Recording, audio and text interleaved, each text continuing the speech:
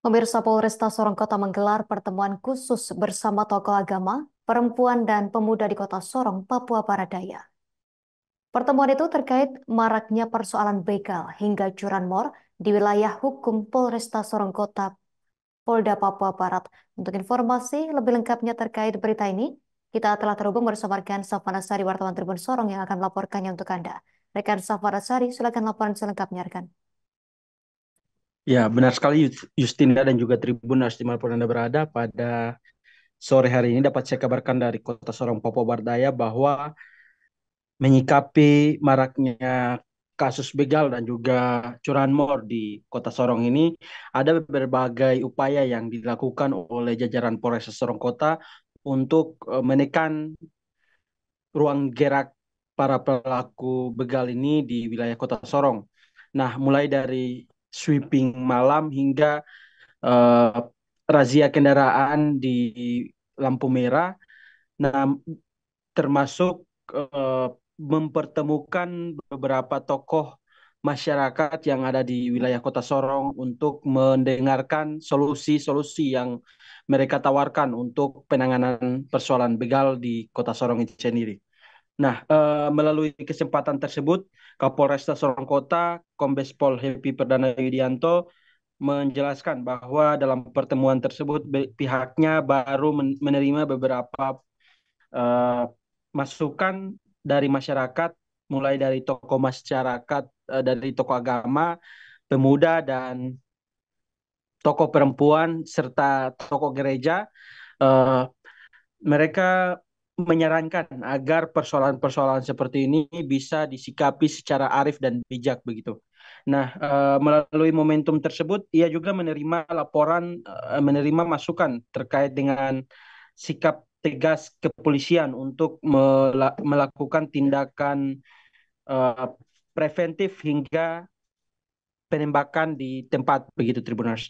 Nah, melalui kesempatan tersebut, ia akan menindaklanjuti setiap setiap masukan ataupun setiap aduan yang disampaikan oleh masyarakat yang ikut dalam pertemuan tersebut.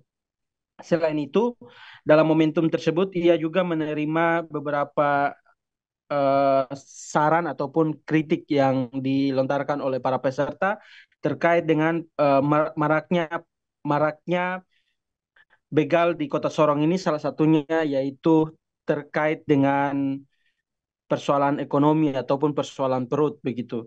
Nah, ia berharap nantinya setiap aspirasi yang disampaikan pada pertemuan tadi bisa dilanjutkan ke pemerintah sehingga pola penanganan begal di Kota Sorong ini tidak hanya ditangani oleh kepolisian secara internal, namun bisa ditangani oleh seluruh pihak, termasuk keterlibatan dari pemerintah hingga ke tokoh-tokoh yang tadi dihadirkan di pertemuan tersebut. Nah, melalui kesempatan tersebut, Asisten 2 Pemkot Sorong, Tamrin Tajudin juga menjelaskan bahwa persoalan-persoalan yang berkaitan dengan begal dan lain-lain ini merupakan persoalan salah satunya yaitu diakibatkan oleh uh, persoalan perut begitu Tribuners. Sehingga nantinya akan disampaikan secara berjenjang ke pimpinan untuk ditindaklanjuti dan nantinya akan ada semacam kebijakan yang khusus untuk mereka begitu. Nah, selain itu sejumlah tokoh agama yang hadir, semisal Ketua MUI Kota Sorong, Abdul Manan Fakaubun menerangkan bahwa persoalan-persoalan ini sudah membuat momok bagi masyarakat sehingga perlu ada pola penanganan yang cukup serius begitu. Sehingga nantinya polisi bisa sewaktu-waktu memberikan tindakan tegas berupa tembak di areal kaki atau uh, lain sebagainya jika memang para pelaku benar-benar mengancam kepolisian saat melakukan tugas begitu, Justina. Baik, rekan Safana Sari, wartawan Tribun Sorong, terima kasih atas laporan dari Anda. Selamat bertugas kembali. Kami tampilkan wawancara wartawan kami bersama Kombes Pol Happy Perdana Yudianto Kapolresta Sorong Kota, dan Tamrin Tajudin, asisten 2 Pemkot Sorong. Apakah sudah menggunakan Jadi memang hari ini kita melaksanakan deklarasi ya, pendukung Polresta untuk menjaga keamanan dan ketertiban Kota Sorong, begitu juga penegakan tegas. Jadi memang keresahan sudah di semua lini, memang sudah keresahan terkait